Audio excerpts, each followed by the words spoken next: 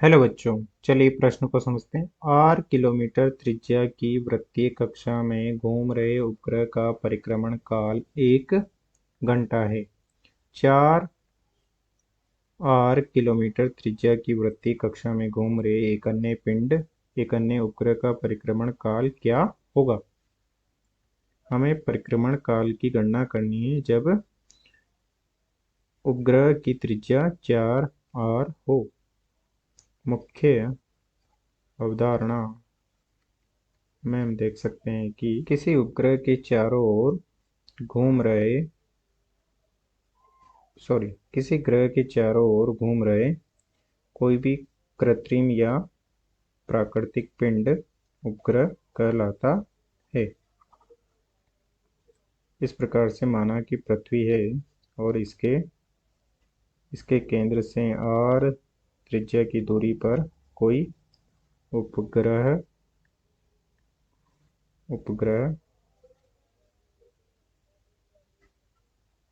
v वेग से गतिशील है तो इसकी कक्षीय त्रिज्या होती है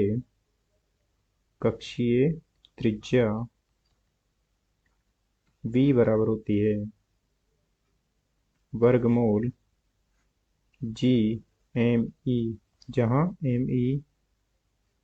me बटा r, जहाँ me पृथ्वी का द्रव्यमान है तथा g सार्वत्रिक नियतांक है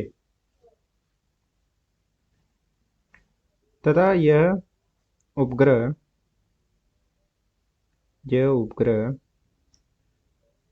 2πr परिधि की कक्षा में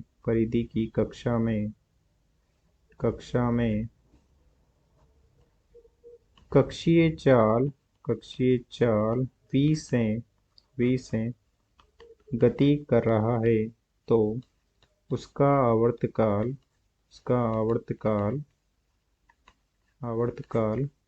t बराबर होता है 2π दूरी बटा 4 2πr बटा v, जहाँ हम v का मान रख देंगे तो 2πr बटे हो जाएगा वर्गमूल g me तथा r की घात 1/2 है जो कि ऊपर जाके जुड़ जाएगी तो ये हो जाएगी 3/2, r की घात 3/2 हो जाएगी। यहाँ से हम देख सकते हैं कि आवर्तकाल t समानुपाती है कक्षा की त्रिज्या की घात 3/2 के तथा इसे हम लिख सकते हैं कि t1 बटा t2 होगा r1 बटा r2 की घात 3/2। इस प्रकार से हम विभिन्न आवर्तकालों की गणना कर सकते हैं।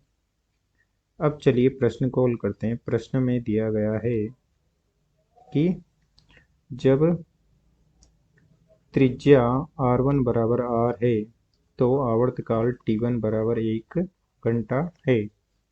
जब त्रिज्या r2 बराबर 4r हो जाती है तो हमें आवर्तकाल t2 की गणना करनी है।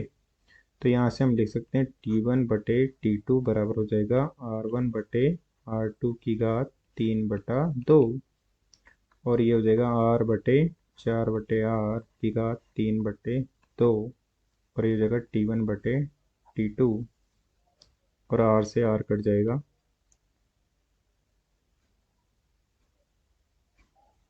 तथा ये हो जाएगा t2 बराबर 4 की घात 3/2 गुणा t1, जिसे हम लिख सकते हैं t2 बराबर t1 का मान है 1 गुणा 4 की घात 3/2 हो जाएगा।